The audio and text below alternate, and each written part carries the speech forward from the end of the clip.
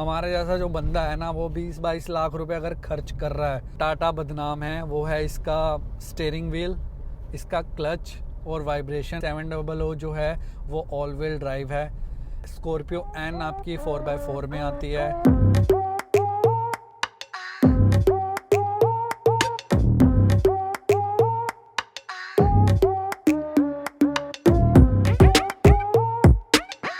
हे guys, welcome back. कैसे हैं आप लोग? तो आज संडे का प्यारा सा दिन है, ना धूप है ना ही अभी बारिश के चांसेस लग रहे हैं। तो मैंने सोचा आज एक वीडियो बना लेते हैं कार के फर्स्ट इंप्रेशन एंड फीडबैक पे, क्योंकि मैं इसको ऑलरेडी 3700 किलोमीटर्स ड्राइव कर चुका हूँ और इसकी फ़र्स्ट सर्विस भी हो चुकी है। तो मुझे लगता है कि इनफ है फीडबैक के लिए। तो चलिए ड्राइव करते करते बात करते हैं। So we are planning for Leh Ladakh trip. तो मैंने कुछ चीज़ें अपग्रेड करवाई हैं, like high beam and tyres. तो अगर आपने वो वीडियो नहीं देखी तो मैं उसके जो लिंक्स हैं वो डिस्क्रिप्शन में ऐड कर दूंगा। आप वहाँ से जाके वो वीडियोस देख सकते हो। और प्लीज़ मुझे कमेंट में बताना कि जो मैंने अपग्रेड करवाया है वो वर्थ है या नहीं है। बाकी देखते हैं। और हम लोग जो हैं चंडीगढ़ से 9 या 10 जून को जा रहे हैं। तो जिस भाई को चलना है अपनी फैमिली या फ्रेंड्स के साथ, वो हमें ज्वाइन कर सकता है। और मुझे प्लीज़ कमेंट सेक्शन में बता देना या फिर मुझे इंस्टाग्राम पे मैसेज कर देना। तो 10 से 11 दिन का ट्रिप है और 9 से 10 तारीख को हम चंडीगढ़ से निकलेंगे। बाकी की डिटेल्स जो हैं वो मैं आगे वीडियो में आपसे शेयर करूँगा। तो चलिए इस कार के बारे में बात कर लेते हैं। सबसे फर्स्ट क्वेश्चन, मतलब एक कॉमन क्वेश्चन है और सबसे पहले बंदा यही पूछता है, वाई दिस नॉट XUV 700 या फिर स्कॉर्पियो एन। तो यार मैं ये कहना चाहूँगा कि सारी कार्स अच्छी हैं। मतलब हर एक कार में प्रोज एंड कॉन्स हैं, कोई भी कार परफेक्ट नहीं है, ठीक है। और टेक्निकली हम इसको उसके साथ कंपेयर नहीं कर सकते, क्योंकि 700 जो है वो ऑल व्हील ड्राइव है। स्कॉर्पियो एन आपकी 4x4 में आती है। इनके प्लेटफॉर्म्स डिफरेंट हैं। तो टेक्निकली आप उसको कंपेयर नहीं कर सकते। बट ये है कि बंदे की रिक्वायरमेंट पे डिपेंड करता है कि आपकी जो रिक्वायरमेंट है वो फुलफ़िल हो रही है या नहीं हो रही। क्योंकि हर एक आदमी की जो रिक्वायरमेंट है वो अलग है, ठीक है। किसी की हैचबैक में भी कम फुलफ़िल हो रही है, किसी की सेडान में भी फुलफ़िल हो रही है, ठीक है। तो बट एक ये बहुत ज़्यादा मेजर एंड कॉमन क्वेश्चन रहता है कि वाई दिस, क्योंकि बहुत से कॉन्स थे टाटा के पहले, बट अब बहुत ज़्यादा इम्प्रूवमेंट करता जा रहा है। इस वीडियो में आगे बात करेंगे कि मेरा क्या रीज़न था इसको सिलेक्ट करने का। तो स्कॉर्पियो एन जो है वो मैंने ऑलरेडी इंट्रोडक्टरी प्राइस पे बुक की थी। जिस दिन उसकी बुकिंग स्टार्ट हुई थी उसी दिन मैंने उसको बुक कर लिया था। एंड जो उसकी डिलीवरी डेट थी वो मिड मार्च और स्टार्टिंग मार्च की थी। तो प्रूफ के लिए मैं स्क्रीनशॉट ऐड कर दूंगा कि मैंने वो क्यों कैंसिल करेगी ओवर दिस एंड 700। तो 700 का क्या है कि वेटिंग बहुत ज़्यादा है। और बट कुछ लोग ये बोलते हैं कि मजबूरी में लेनी पड़ती है लोगों को सफारी या फिर हैरियर, जब उनको ये नहीं मिल रही। तो मैं उन लोगों को बोलना चाहूँगा कि मैंने मजबूरी में नहीं ली। मजबूरी में कार वो लेते हैं जिसके पास बहुत पैसा है, कि कार ले ली, छोड़ दी और पसंद नहीं आ रही है। हमारे जैसा जो बंदा है ना, वो 20-22 लाख रुपए अगर खर्च कर रहा है तो वो कम से कम यार काफ़ी महीने की रिसर्च करने के बाद ही कार लेगा। और वही मैंने किया। मैंने काफ़ी रिसर्च करने के बाद ही सफारी जो है वो चूज़ करी ओवर दिस कार्स। अब बताया मैंने कि स्कॉर्पियो एन ऑलरेडी मैंने बुक की हुई थी, कैंसिल कर दी थी, और ये भी मैंने मार्च के एंड में ही ली है। वो कैंसिल करी और मैंने ये बुक करवा के मैंने सफारी चूज़ की। क्यों चूज़ करी वही बताने वाला हूँ मैं आपको। एक तो इसकी जो रोड प्रेजेंस है, मतलब जो मुझे इसके सफारी की जो ब्लैक कलर की रोड प्रेजेंस है, वीडियोस में तो नो डाउट अच्छी लगती है, बट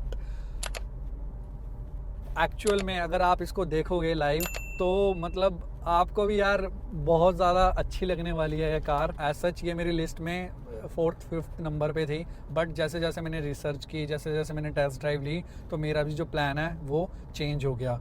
तो सबसे पहला जो मेरा मेन रीज़न था इसको लेने का वो था, मुझे एक सॉलिड SUV चाहिए थी जो मेरी रिक्वायरमेंट थी। क्योंकि अगर आप फैमिली के साथ ट्रैवल कर रहे हो तो आपकी सेफ्टी प्रायोरिटी रहती है। मतलब फैमिली के साथ यार कहीं भी जा रहे हो तो सेफ्टी जो है वो सबसे आपका प्रायोरिटी पॉइंट रहता है, जो मेरा था। तो मुझे पता था कि सेफ्टी जो है वो आपको टाटा में मिलेगी ही मिलेगी। क्योंकि इसकी जो बिल्ड क्वालिटी है, इसकी जो स्टील क्वालिटी है वो बहुत सॉलिड है। तो फर्स्ट रिक्वायरमेंट मेरी ये थी। सेकंड वो था मेरा 7 सीटर। 7 सीटर में ये है, फैमिली इतनी बड़ी नहीं है, बट कई बार क्या होता है कि कहीं पे जाना पड़ जाता है, जैसे 6 लोगों को कहीं जाना पड़ रहा है, मैरिज फंक्शन है या कुछ भी ऐसा है, तो ये बहुत ज़्यादा प्रैक्टिकल है। लाइक आई एम 5'10", मैं बहुत कंफर्टेबली पीछे बैठ सकता हूँ। थर्ड रो सीट जो है इसकी, I can say best in segment है। मतलब मेरे जैसा बंदा अडल्ट वो इजीली कंफर्टेबली बैठ सकता है, उसको नी रूम में कोई कमी नहीं फील होगी, हेड रूम इनफ है। मतलब 200-250 किलोमीटर आराम से इजीली बैठ सकता है मेरे जैसा बंदा। प्लस उसके साथ जो इसकी सेकंड रो सीट है वो एडजस्टेबल है, वो आप स्लाइड करके आगे पीछे कर सकते हो, तो नी रूम की आपको कोई कमी नहीं फील होगी। तो यही दो, एक तो सबसे मेजर यही दो मेरी रिक्वायरमेंट्स थी। बाकी इसके फीचर्स की मैं बात कर लेता हूँ। पहला है जिसके लिए टाटा बदनाम है, वो है इसका स्टीयरिंग व्हील, इसका क्लच और वाइब्रेशन नॉइसेस। तो पता नहीं वीडियो में स्टीयरिंग व्हील अभी आ रहा है या नहीं आ रहा, मैं एक हाथ से ड्राइव कर रहा हूँ, अगर आपने अभी तक नोट किया होगा। तो इतना ज़्यादा पावर स्टीयरिंग होने के बाद इतना ज़्यादा स्मूथ हो गया है कि आपको फील ही नहीं होगा कि आप एक पावर स्टीयरिंग व्हील से ड्राइव कर रहे हो। और इसका जो क्लच है वो इतना ज़्यादा स्मूथ हो गया, पहले का जो क्लच होता था टाटा की कार्स का, मन भी नहीं करता था उनको ड्राइव करने का सीरियसली। बट अगर आप अब टाटा की कोई कार ड्राइव करोगे तो आपको लगेगा ही नहीं कि आप एक टाटा की कार जो है वो ड्राइव कर रहे हो। मतलब इतना ज़्यादा स्मूथ हो गया। बस ये एक चीज़ रह गई है, जो इसके क्लच का ट्रैवल टाइम है वो अभी भी उतना ही है। लाइक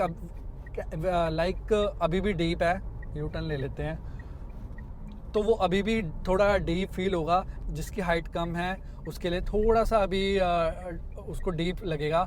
और 10 से 15 दिन तक आप इसको चलाओगे तो सेट हो जाएगा। मेरा भी 10-15 दिन में सेट हो गया था क्लच, तो मुझे अभी ऐसा कोई इशू नहीं है क्लच को लेके, क्योंकि क्लच जो है बहुत ज़्यादा स्मूथ हो गया। मैंने यहाँ से यू टर्न लिया और ईज़िली मैंने इसको टर्न कर लिया क्योंकि स्मूथनेस है। तो ये XT plus dark edition model है, मैनुअल।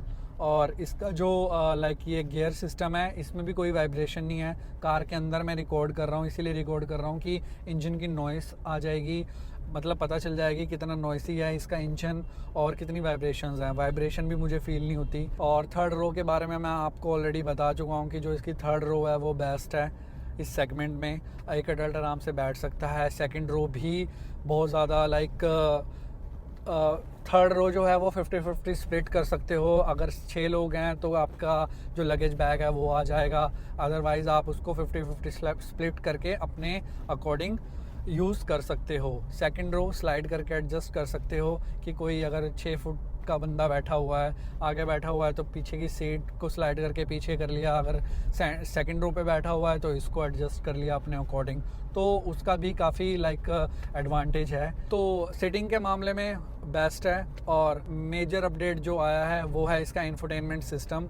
पहले जो सिस्टम था वो काफ़ी लैग करता था, बट इसमें अब आपको XT प्लस से ही हारमन के 10 इंच इंफोटेनमेंट सिस्टम देखने को मिलता है, जो कि बहुत ज़्यादा स्मूथ है। इसका जो रिस्पॉन्स है बहुत ज़्यादा क्विक है, और AC के कंट्रोल्स आप यहीं से मैनेज कर सकते हो। और इसमें आपको Apple CarPlay and Android auto wirelessly देखने को मिलता है। और ये फर्स्ट बैच की कार थी, तो मैंने फर्स्ट सर्विस जब करवाई थी तो उन्होंने सॉफ्टवेयर अपडेट किया था। तो उस सॉफ्टवेयर में क्या था कि एप्पल कारप्ले वायरलेसली आ गया था, अदरवाइज़ एंड्रॉयड ऑटो था। तो अब की जो कार्स हैं उसमें ऑटोमेटिकली आपको सॉफ्टवेयर अपडेट देखने को मिलेगा। AC कंट्रोल कर सकते हो, और मतलब बहुत ज़्यादा स्मूथ हो गया। ब्राइटनेस काफ़ी अच्छी है, मतलब काफ़ी ब्राइट है। रात को तो ऐसा लगेगा कि बहुत ही ज़्यादा ब्राइट लग रही है स्क्रीन।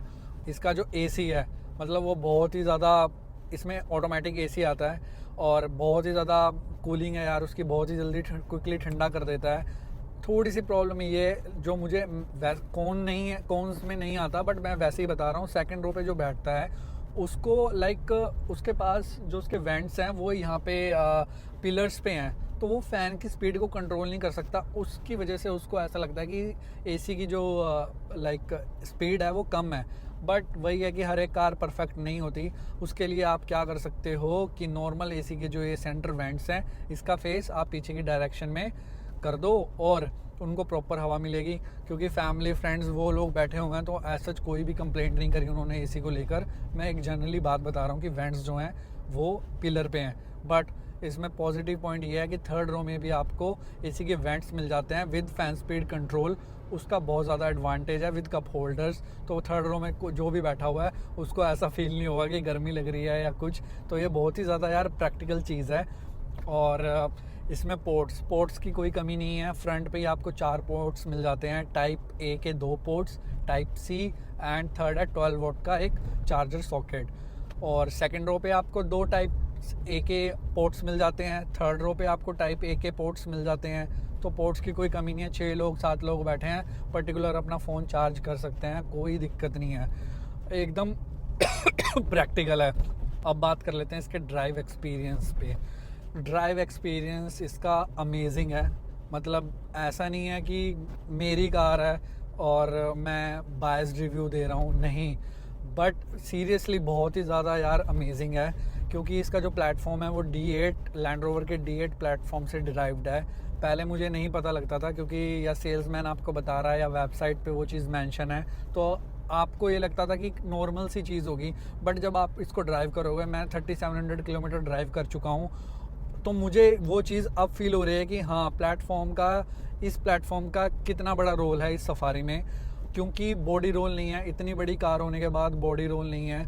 मतलब आपको ऐसा नहीं लगेगा कि आप एक SUV चला रहे हो, ऐसा लगेगा कि सेडान या फिर हैचबैक में ही बैठे हो। तो बहुत ही ज़्यादा यार लाइक कंफर्टेबल है। मतलब 200-250 किलोमीटर्स की जर्नी तो बिल्कुल फील ही नहीं होगी, क्योंकि जो मेरा रूट है लाइक मोस्टली मैं 200-250 किलोमीटर्स वन वे ड्राइव करता हूँ, उससे ज़्यादा भी करेंगे अब अपकमिंग ट्रिप पर। तो वो फील ही नहीं होती कि यार मैंने 250 किलोमीटर कार चला दी है। इतना ज़्यादा कंफर्टेबल फील होता है इसमें कि टायर्ड नहीं होता। सीट्स इतनी ज़्यादा कंफर्टेबल हैं, मतलब फैमिली भी बैठी हुई है, 2-3 एज्ड लोग हैं, उनको भी ऐसा फील नहीं हुआ कि हमने अभी ट्रिप पर गए थे रिसेंटली, वहाँ पे भी उनको ऐसा फील नहीं हुआ कि SUV में बैठे हैं, उस कार में बैठे हैं, अनकम्फर्टेबल फील हो रहा है। तो बहुत ही ज़्यादा यार कंफर्टेबल है। और अब इसकी माइलेज की बात कर लेते हैं। सिटी में माइल्ड ट्रैफिक में, जैसे चंडीगढ़ में नॉर्मल ट्रैफिक रहता है, इतना ट्रैफिक नहीं रहता जैसे दिल्ली बेंगलोर की साइड रहता है, तो ये मुझे आराम से 10-12 की माइलेज दे देती है विद AC। और हाईवे पे आराम से 16, 17, 18 ये मुझे इंस्ट्रूमेंट क्लस्टर पे शो करता है। तो माइलेज के ऊपर भी मैं एक डेडिकेटेड वीडियो बनाऊंगा टैंक टू टैंक कि कितनी माइलेज ये प्रॉपर दे रही है, क्योंकि ड्राइविंग पे भी डिपेंड करता है। तो मैं इसको इजीली 80-90 पे ही चलाता हूँ सिटी मोड पे, तो वही मीटर पे ये मुझे शो करती है 18-19। तो मुझे लगता है उतना ये माइलेज दे रही होगी। बाकी देखेंगे आने वाले टाइम में कि माइलेज इंक्रीज़ होती है या नहीं इंक्रीज़ होती। और साथ ही साथ मैंने इसमें टायर्स भी अपग्रेड करवाए थे, जैसे मैंने अभी बताया आपको। टायर्स इसमें 235/60 के टायर्स प्रोफाइल थी, तो काफ़ी लोगों के रिव्यूज़ के अकॉर्डिंग मैंने टायर्स भी अपग्रेड करवा दिए। तो जो इसमें अब टायर्स लगे हुए हैं वो है 255/55 योकोहामा जियोलैंडर। तो उससे भी इसकी जो कार की स्टेबिलिटी है पहले भी काफ़ी अच्छी थी, बट और ज़्यादा इन्हांस हो गई है। पहले भी कार चिपक के चलती थी रोड पर, और अभी भी चिपक के चल रही है।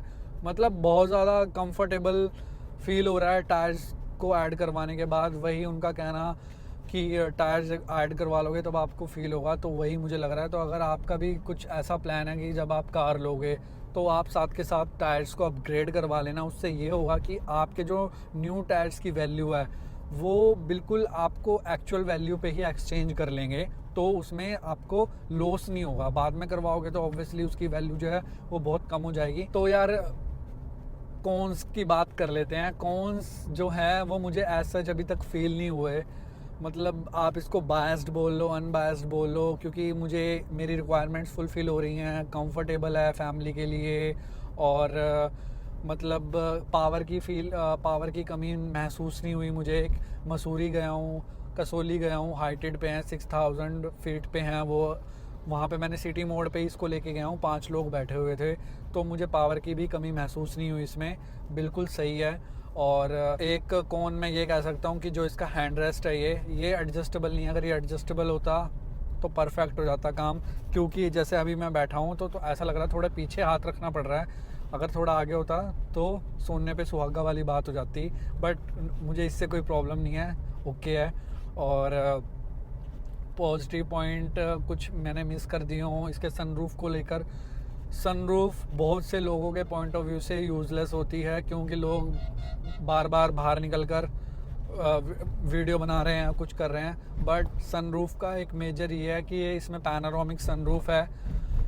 फैमिली का एक पॉइंट ऐड कर देता हूँ। जिस दिन फैमिली बैठी हुई थी उस दिन बारिश हो रही थी, और मुझे मतलब 150 किलोमीटर्स ड्राइव करना था एक सिटी से दूसरी में। तो उस दिन बारिश हो रही थी, मैंने कर्टन रिमूव किया, इसका हटाया, और बारिश हो रही है। तो फैमिली वाले कहते हैं भाई मज़ा आ गया। अगर उन्होंने ये चीज़ बोल दी तो मतलब पैसा वसूल हो गया यहाँ पे उस चीज़ का ना, सनरूफ का। बाहर तो क्या ही निकलेंगे, बच्चे ही नहीं है फैमिली में, तो पैसा वसूल हो गया अगर उन्हें वो चीज़ अच्छी लगी है। बाकी आप हिल्स पे जाते हो तो वहाँ पे निकल के मतलब आप फील कर सकते हो, वो वाइब अलग ही आती है वीडियो बनाने की या वीडियो बनवाने की, वो चीज़ अलग है। और इतनी ज़्यादा वाइड है कि मुझे लगता है कि 2 लोग इजीली इसमें खड़े हो सकते हैं पीछे। प्लस इसके जो सनरूफ के ओपनिंग एंड क्लोजिंग बटन्स हैं वो तीनों सेपरेट बटन्स हैं। कर्टन ओपनिंग क्लोजिंग का अलग है, वेंटिलेशन का अलग है, और ये ग्लास का अलग है। तो तीनों बटन्स अलग हैं, तो मतलब फीचर रिच है। और साथ में हैरियर भी ऑलमोस्ट सिमिलर लुक्स ही है, और प्राइस भी सिमिलर है। बट उसमें क्या चीज़ है कि वो 5 सीटर है। तो यार 5 सीटर को आप 7 सीटर यूज़ नहीं कर सकते, बट 7 सीटर को आप एज आ 5 सीटर यूज़ कर सकते हो। रूफ रेल्स आ जाएंगी तो उससे भी लुक जो है वो और इन्हांस हो जाती हैं। तो why not go for Safari. तो मैं तो यही एडवाइस करूँगा, अगर आप हैरियर का प्लान कर रहे हो तो एक बार सफारी भी देख ही लो, मतलब एक बार चेक कर लो, क्या पता आपको सफारी पसंद आ जाए। तो वर्डिक्ट की बात कर लेते हैं। मेरा बजट था अप्रोक्स 20 लाख का, तो मैंने इसको स्ट्रेच किया 22 लाख तक किया, क्योंकि इसमें मुझे XT प्लस वेरिएंट में अलॉय व्हील्स देखने को मिलते हैं, क्रूज़ कंट्रोल देखने को मिलता है, और AC के साथ एयर प्यूरीफायर भी देखने को मिलता है। ये भी मैंने मिस कर दिया था। एयर प्यूरीफायर भी बड़ी सही चीज़ है। AC चला के रखो और आपका एयर प्यूरीफायर भी ऑन रहेगा, तो बहुत ही ज़्यादा पॉजिटिव चीज़ है, एक मतलब प्रैक्टिकल वे में अगर देखा जाए तो मेरे को इस सेगमेंट में, इस बजट में बहुत सही ऑप्शन लगा ये। तो अगर आप इस बजट में कार देख रहे हो तो मेरे कहने से एक बार सफारी का टेस्ट ड्राइव करके देख लो। 10 से 15 किलोमीटर चलाना, क्योंकि वो टेस्ट ड्राइव आपको 2-3 किलोमीटर की देखते हैं। 10 से 15 किलोमीटर चलाना, और अगर कोई भाई चंडीगढ़ में है, किसी को लेनी है, तो वो मेरी कार पे ट्राई कर सकता है। ये मैंने 1-2 लोगों ने कमेंट करके इंस्टाग्राम पे भी मुझसे पूछा था कि यार वर्थ है या नहीं है, जेन्युइन रिव्यू देना। तो मैंने भी उनको कहा कि भाई आप मेरी कार ड्राइव करके देख लो, अगर आपको कुछ ऐसा है आराम से 10-15 किलोमीटर चलाओ, कोई दिक्कत नहीं है। तो कोई भी कार, अगर आप टेस्ट ड्राइव ले रहे हो किसी भी कार की, तो 10 से 15 किलोमीटर चलाना, और इसको भी 10-15 किलोमीटर चलाना, उनसे रिक्वेस्ट कर लेना, तो वो अलाउ कर ही देंगे। यू टर्न ले लेता हूँ मैं। तो अगर आप प्लान कर रहे हो एक बार टेस्ट ड्राइव कर लो इसको, क्या पता हो सकता है आपका भी मूड चेंज हो जाए। और अगर आपका बजट ज़्यादा है, 25-30 है, तो इसका टॉप एंड मॉडल ट्राई करना। उसमें आपको JBL का साउंड सिस्टम देखने को मिलता है विद एम्पलीफायर। इसमें आपको जो साउंड सिस्टम मिलता है वो डिसेंट इनफ है, ऐसा नहीं कहूँगा बेकार है, डिसेंट है। कार के अंदर मैं लो वॉल्यूम पे ही म्यूज़िक सुनता हूँ, तो as a music lover JBL का जो साउंड सिस्टम है वो मैंने सुना है, उसका वो एक नंबर है। और उसमें आपको 360 कैमरा देखने को मिलता है। 360 कैमरा, क्लैरिटी बहुत सही है। या सूरज बिल्कुल ही फेस पे आ गया, तो क्लैरिटी बहुत ज़्यादा सही है। एम्बियंट लाइटिंग देखने को मिलती है। एम्बियंट लाइटिंग इसमें भी है, बट डोर हैंडल्स पे है, उसमें आपको यहाँ पे सनरूफ में भी देखने को मिलेगी। तो काफ़ी ज़्यादा प्रोज हैं। और अगर आप 6 सीटर वाला वेरिएंट सेलेक्ट करते हो तो उसमें आपको सेकंड रो पे भी वेंटिलेटेड सीट का ऑप्शन मिलेगा, जो कि इस सेगमेंट में किसी भी कार में नहीं है। क्योंकि जो बॉस है, हम तो खुद ही ड्राइवर हैं, जो बॉस बंदा है वो भाई पीछे बैठता है, और उसके पॉइंट ऑफ व्यू से वेंटिलेटेड सीट बहुत ही कमाल का फीचर है। और इसमें एक बॉस फीचर आता है, बॉस मोड कहते हैं उसको, कि आप ये पैसेंजर सीट को यहीं से इसमें यहीं से आप इसको आगे पीछे स्लाइड करके एडजस्ट कर सकते हो। तो अगर एल्डर है घर में कोई, जैसे एज्ड बंदे होते हैं, वो नहीं एडजस्ट कर पाते, तो यहाँ से आप उसको ईजिली एडजस्ट कर सकते हो। क्योंकि मैंने करा है 1-2 बार, तो बहुत ज़्यादा प्रैक्टिकल चीज़ है वो। तो यार ओवरऑल मैं सेटिस्फाई हूँ अपनी कार से। बाकी देखते हैं आने वाले टाइम में क्या चीज़ें अपडेट होंगी, क्या इसकी सर्विस कॉस्ट आती है, क्या चीज़ों में क्या चीज़ें चेंजेस होती हैं। तो यही थी आज की वीडियो। अगर आपको वीडियो अच्छी लगी हो तो प्लीज़ वीडियो को लाइक करना एंड चैनल को सब्सक्राइब करना, सपोर्ट करना। मिलता हूँ आपसे जल्दी नेक्स्ट वीडियो में। Till then take care and thanks for watching.